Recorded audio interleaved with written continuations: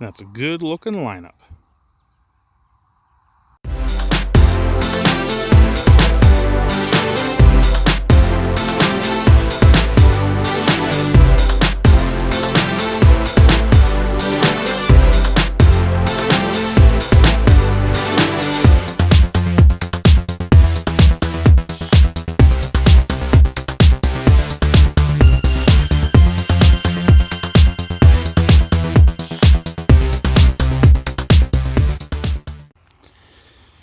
Well, welcome back.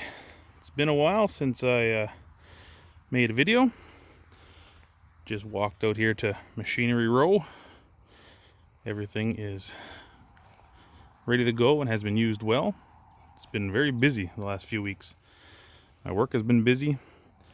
We've got all our first cut hay done, and I've been doing a few jobs for other people cutting hay. And in there, me and the wife took a little trip as well for a mental break, because it's very unfortunate, but the foreman has worked his last shift. Good old Winston, no longer around these days. He's in a better place. But life goes on, unfortunately. Gonna miss him. But we still got this stuff to work on. I got the trailer on the other side here. And the last big hay job I did, I may have just picked something up that might help this guy out.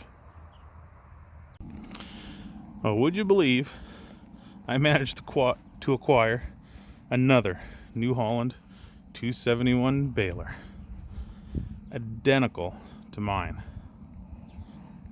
According to the serial number, my serial number is 11,000 blah blah blah, which puts it into the 1964 range.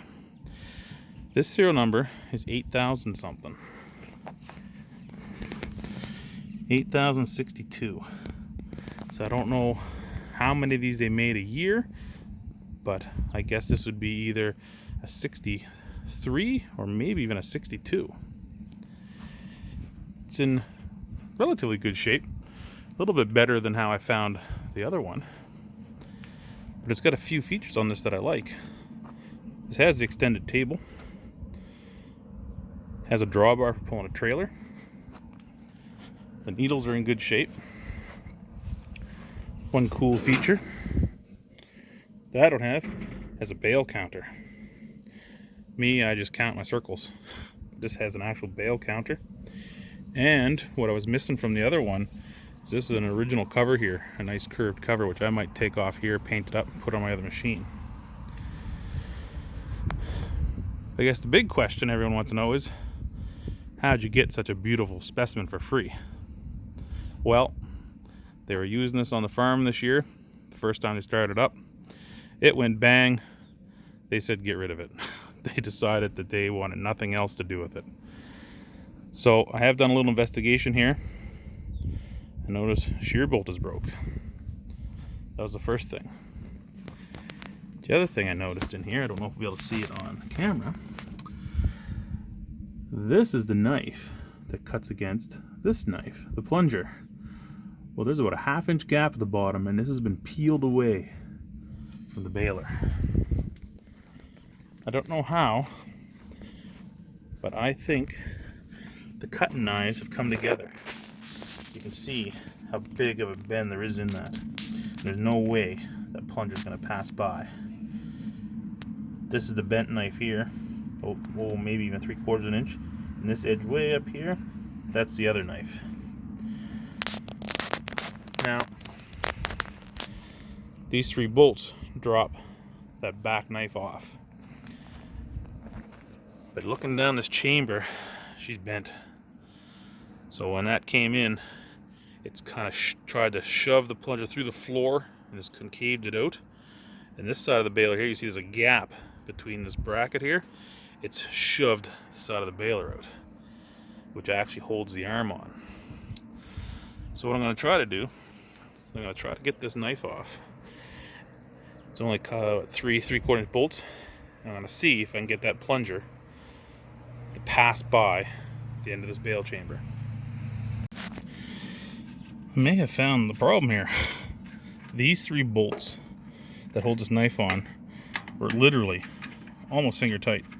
I put a ratchet on them, and they just with quick turn, they pop right off. And these bolts, they're not rusted. They're loose in here. Something tells me just a little bit of lack of maintenance. These bolts come loose, and that knife was able to open up a little bit. So I'm gonna pop these out, and so you can pop that knife off. Well, there's that knife. She's quite a bend to her. Almost like a hockey stick. But on the back here, you can see this is all polished off. So this knife has been shaking inside there for a while. Top one was the tightest, but this knife is polished right off. So these bolts have been loose for a while. And you can see the rust must have slowly been building up behind here. And then it just, with the looseness and the thickness of that rust, pushed that right out, and that plunger caught the side of it. So now we're gonna see if that plunger will go down that chute.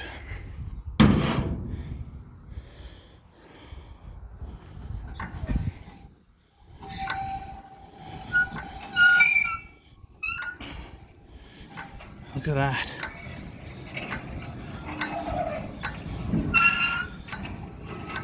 That is a full stroke. Pickup teeth are moving.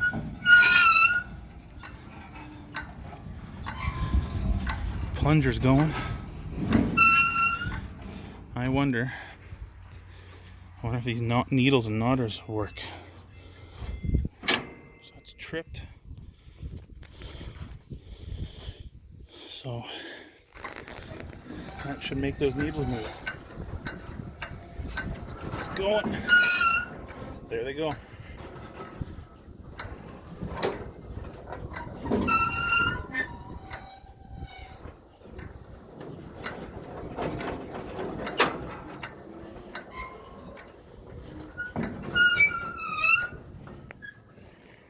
Well, I'll be damned. We may have a working baler. I wonder if I can source one of these knives or get one made. But this baby, a little grease, double check the timing before we light her up. This thing might actually work. We still have the trailer to finish here. I got all the wiring done, brakes done, wheel bearings are done. Just got to do some caulking on the roof and put a battery in it, and this thing's ready to go for sale. But I was pretty happy to bring this home, and I wanted to tinker it with it for a bit. And now I'm almost speechless. I'm 97.4% sure that I've got a running baler. So my next thought is, do I keep it for a spare? Or do I try to sell it? If you're interested, give me a thumbs up and drop a comment. That's it for now.